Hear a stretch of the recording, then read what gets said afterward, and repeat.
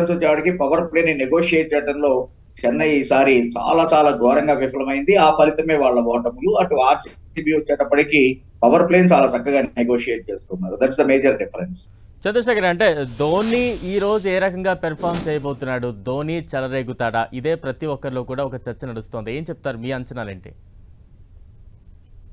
Dhoni nature ని గమనించినప్పుడు మనం డౌన్ లాస్ట్ అతని కెరియర్ బిగినింగ్ నుంచి చూసినా కూడా ఈవెన్ 2007 ఫస్ట్ వరల్డ్ కప్ మనకి అందించినప్పటి నుంచి కూడా ధోనిని కనుక గమనించినట్లయితే అతను ఎప్పుడు కూడా అంటే తను ఏం చేయబోతున్నాడు అనేటువంటిది ఎప్పుడు కూడా అతను ఎక్స్ప్రెస్ చేసేటువంటిది is not that expressive in fact.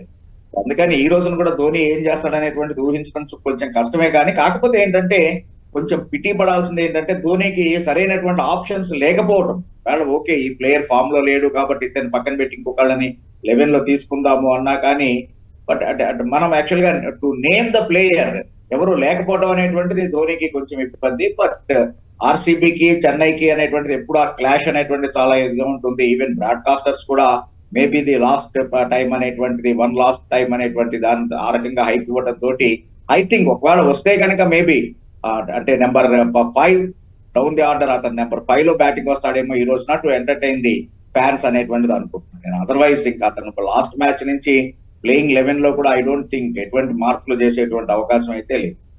Right Sudheer గారు, అంటే సిఎస్కే ఇంతలాగా ఈ సీజన్ లో ఇంతలాగా ఫెయిల్ అవడానికి గల కారణాలు ఏంటంటారు? దానికి ఏమైనా రీజన్స్, బలహీనతలు అంటే ఏం చెప్తారు?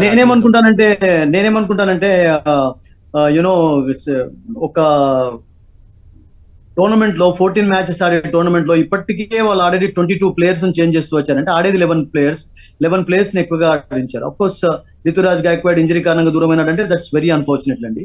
They started with Rachin Ravindra and Tripathi, and ఆ తర్వాత త్రిపాఠిని పక్కకు పెట్టి కాన్వేని తీసుకొచ్చారు.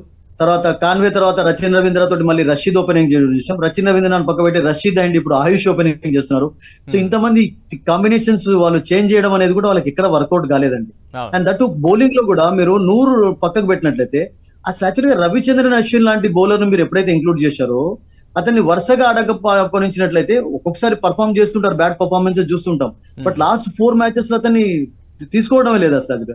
మరి ఎందుకు తీసుకున్నారు? మరి ఆ ప్లేస్ లో వేరే వాళ్ళని ఒక యంగ్స్టర్ తీసుకున్నా బాగుండేది అసలు. యాక్చువల్ గా రవీంద్ర జడేజా పర్ఫార్మెన్స్ అంతా చెప్పుకోదగ్గలేదు. Pathirana has disappointed them.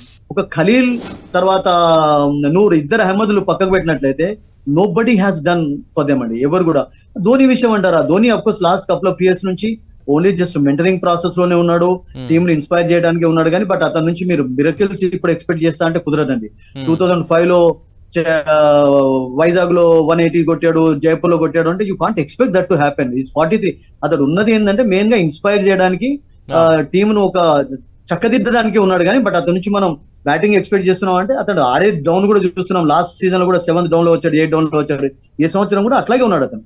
But overall గా కాంబినేషన్స్ ఏవి కూడా వాళ్ళకి వర్కౌట్ కాలేదు. ఆ కాంబినేషన్స్ ఫెయిల్యూర్స్ లోనే వాళ్ళు నేను అనుకుంటాను చాలా తప్పుగా చేశారు. ధోని ఎందుకు చక్కదిద్దలేకపోతున్నాడు అనే ప్రశ్నే ప్రతి అభిమానికి వస్తుంది. మీరు చెప్తున్నట్టుగా చక్కదిద్దడానికే ఉన్నాడు, టీం ని కొంత సపోర్ట్ ఇవ్వడానికే ఉన్నాడు అని చెప్తున్నారు. బట్ రిజల్ట్ అయితే అలా కనిపించట్లేదు కదా. ఇప్పుడు గుజరాత్ చూడండి, గుజరాత్ అసలు ఓపెనర్స్ చేంజ్ అయినారా? అయినారా చెప్పండి.